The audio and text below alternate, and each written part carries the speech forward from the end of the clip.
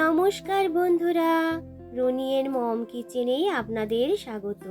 আশা করি সবাই ভালো আছেন। আজ আমি আপনাদের সঙ্গে শেয়ার করব কম তেলে বানিয়ে নেওয়া যায় এমনই একটি হেলদি ও টেস্টি ব্রেকফাস্ট বা টিফিনের রেসিপি। একই ধরনের রুটি পরোটা খেয়ে যদি বোর হয়ে থাকেন, সকালের ব্রেকফাস্ট, রাতের ডিনার বা স্কুল অফিসের টিফিনের জন্য এই রেসিপিটা আপনারা কিন্তু ট্রাই করতে পারেন। খেতে ভীষণই টেস্টি তৈরি হয় আর অনেকক্ষণ পর্যন্ত এইগুলো কিন্তু খুবই নরম থাকে।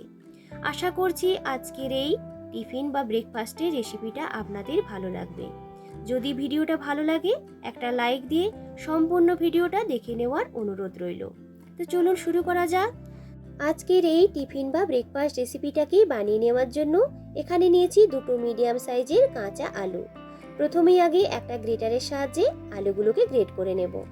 আলুর পরিমাণটা অবশ্যই আপনারা আপনাদের প্রয়োজন মতো কমিয়ে বা বাড়িয়ে নিতে পারেন। তো দেখুন, দুটো আলুই কিন্তু আমার গ্রেট করা হয়ে গেছে। এরপর জল পাল্টে পাল্টে ভালো করে আলুগুলোকে ধুয়ে নেব। 2 থেকে 3 বার মতো ভালো করে জল পাল্টে পরিষ্কার করে ধুয়ে নিয়েছি।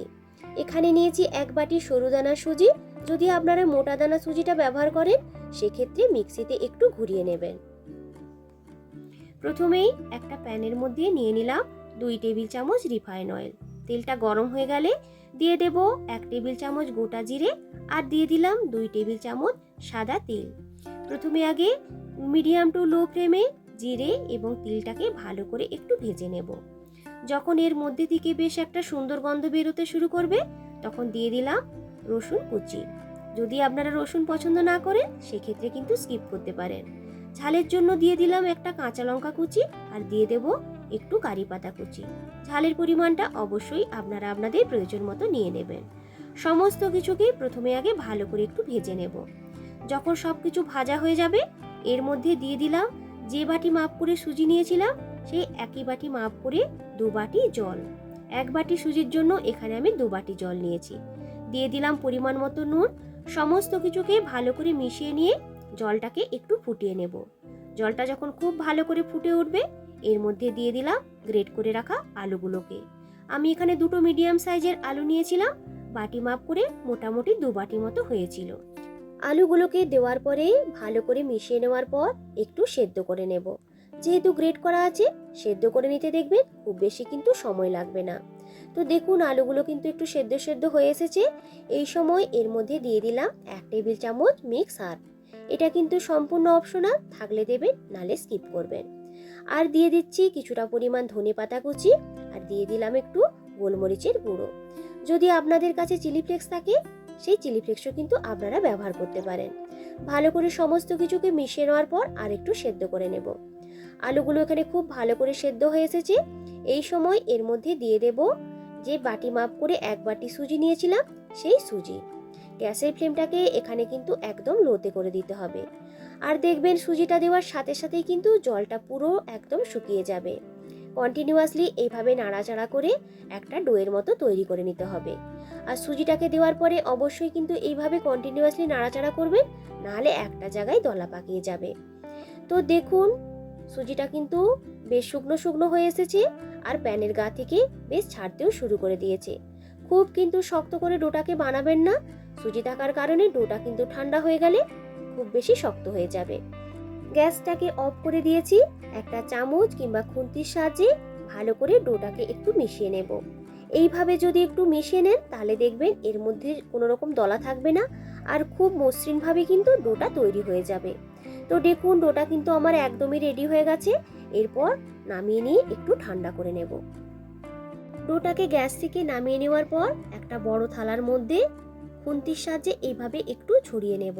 এর ফলে ডোটা খুব সহজেই কিন্তু ঠান্ডা হয়ে যাবে। ডোটা যখন একটু ঠান্ডা হয়ে আসবে তখনই ভালো করে মেখে নিতে হবে।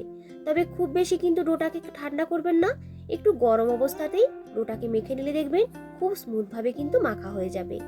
আমরা নর্মালি রুটি কিংবা পরোটা বানানোর জন্য যেভাবে ডো বানাই সেইভাবেই এখানে খুব ভালো করে ডোটাকে কিন্তু মেখে নিতে হবে। তো দেখুন ডোটা তৈরি হয়ে গেছে। ওপর থেকে দিয়ে দেব অল্প একটু তেল।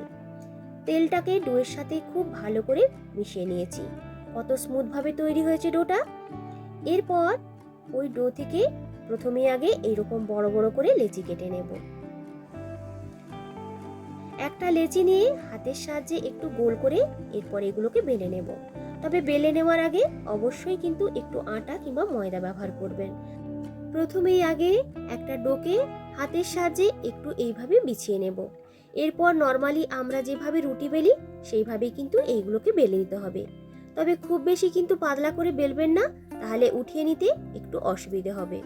তো দেখুন মোটামুটি একটু মোটা করে বেলে নিয়েছি।